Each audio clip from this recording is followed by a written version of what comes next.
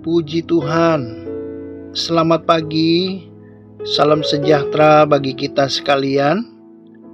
Umat Tuhan, umat yang diberkati Tuhan, umat yang dikasihi Tuhan. Jumpa lagi kita dalam doa pagi hari ini. Puji Tuhan. Kalau kita ada sampai hari ini, itu adalah kemurahan daripada Tuhan. Sebab itu kita mau berterima kasih, kita mau mengucap syukur kepada Tuhan di dalam doa sebelum kita membaca dan merenungkan firman Tuhan. Mari kita tundukkan kepala sebentar, kita mau berdoa kepada Tuhan. Tuhan Yesus, kami datang ke dalam hadirat Tuhan, berterima kasih untuk kebaikan Tuhan, untuk pemeliharaan Tuhan. Kalau kami ada sampai hari ini adalah kemurahan daripada Tuhan. Sebab itu, Roh Kudus tolong kami. Kami mau membaca dan merenungkan firman Tuhan. Kiranya Tuhan berikan pengertian akan kehendak daripada Tuhan, supaya kami dapat menjadi pelaku firman Tuhan. Dalam nama Yesus kami sudah berdoa. Haleluya. Amin. Pembacaan ayat firman Tuhan dari Yohanes 5 ayatnya yang ke-24, saya bacakan. Aku berkata kepadamu, sesungguhnya barang siapa mendengar perkataanku dan percaya kepada Dia yang mengutus aku, ia mempunyai hidup yang kekal dan tidak turut dihukum, sebab ia sudah pindah dari dalam maut ke dalam hidup. Puji Tuhan. Melalui pembacaan ayat tadi, kita dapat melihat inilah perkataan Yesus. Yesus mengatakan, mereka yang percaya kepadanya mempunyai hidup kekal dan tidak turut dihukum. Bahkan ia sudah pindah dari maut ke dalam hidup. Jaminan keselamatan bagi mereka yang menerima Yesus sebagai Tuhan dan Juru Selamat. Karena Yesus adalah Tuhan. Yesus datang ke dalam dunia hanya untuk satu tujuan, yaitu untuk menyelamatkan manusia yang percaya kepadanya. Puji Tuhan. Firman Allah juga menjelaskan, mereka yang mengaku Yesus sebagai Tuhan akan diselamatkan.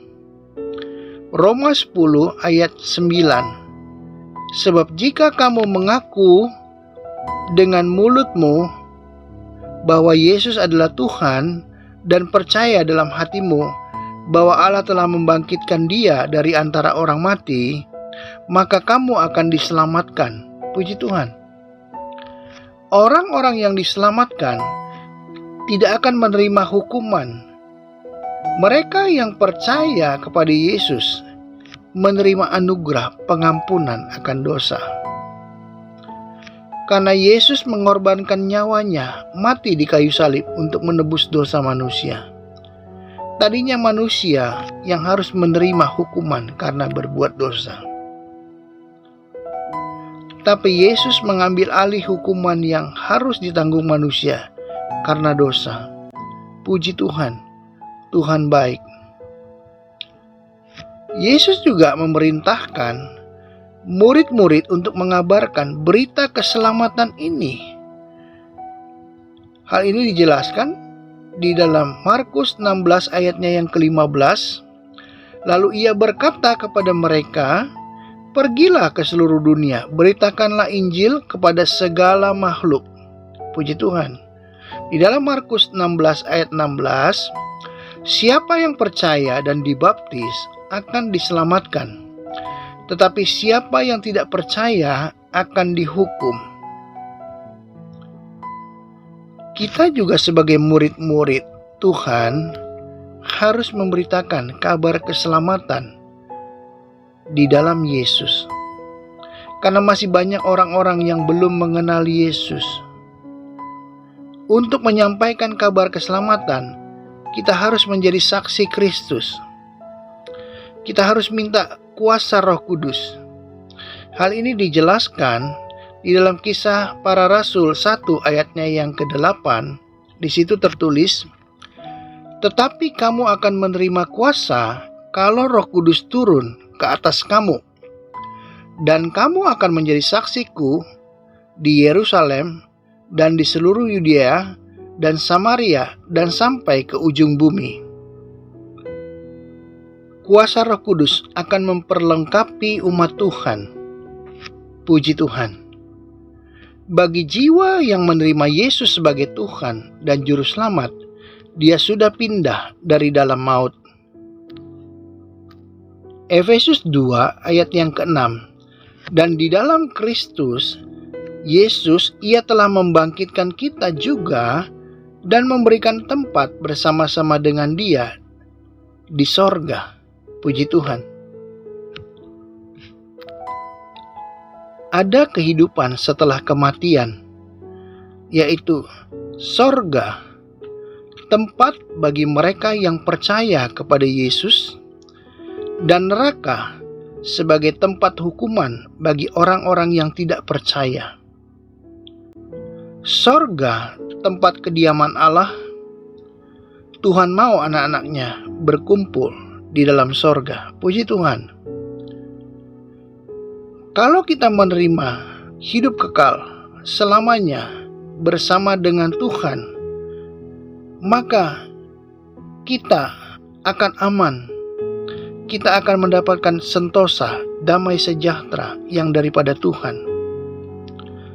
Sorga adalah tempat mulia, di mana tidak ada tangisan, tidak ada sakit penyakit, tidak ada kesusahan dan penderitaan, karena kita hidup bersama-sama dengan Tuhan.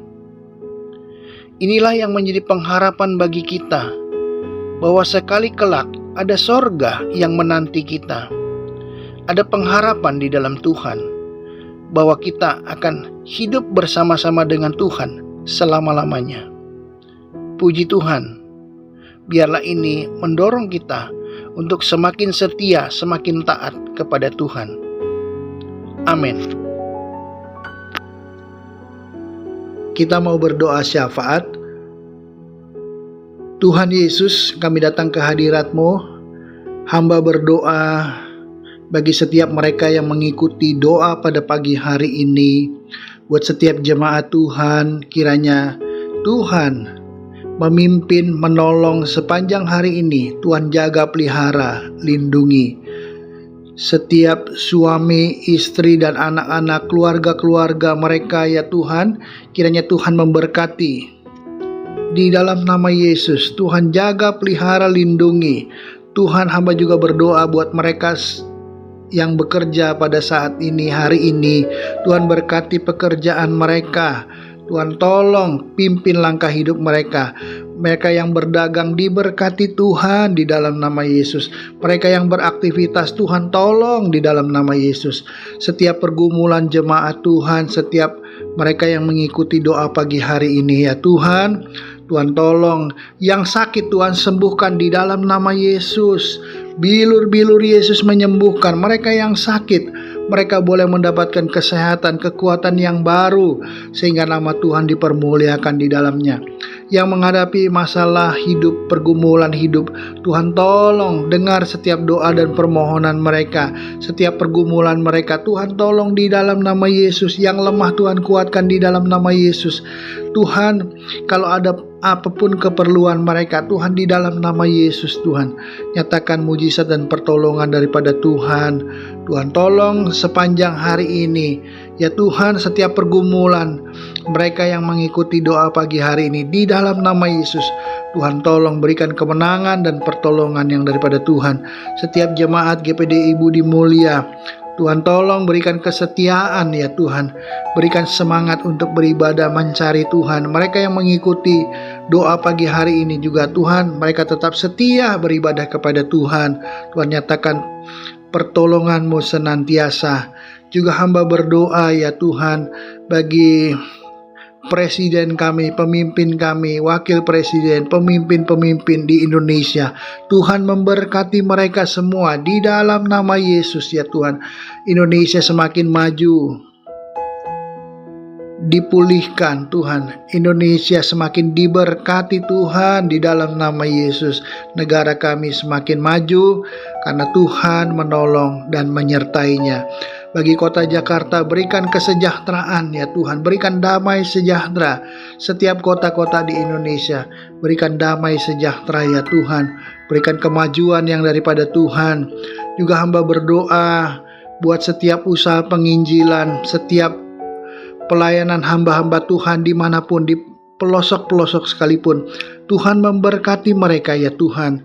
Kiranya semakin banyak jiwa boleh datang kepada Tuhan, boleh mengaku bahwa Yesus adalah Tuhan, sehingga nama Tuhan dipermuliakan. Hamba juga berdoa ya Tuhan, setiap usaha menangani pandemi di Indonesia ini Tuhan, setiap dokter, suster, rumah sakit, pengobatan yang ada, setiap mereka yang sakit boleh disembuhkan, boleh dipulihkan, sehingga pandemi ini boleh berlalu Tuhan, sehingga Tuhan Indonesia semakin diberkati Tuhan. Kami serahkan hidup kami sepanjang hari ini Tuhan.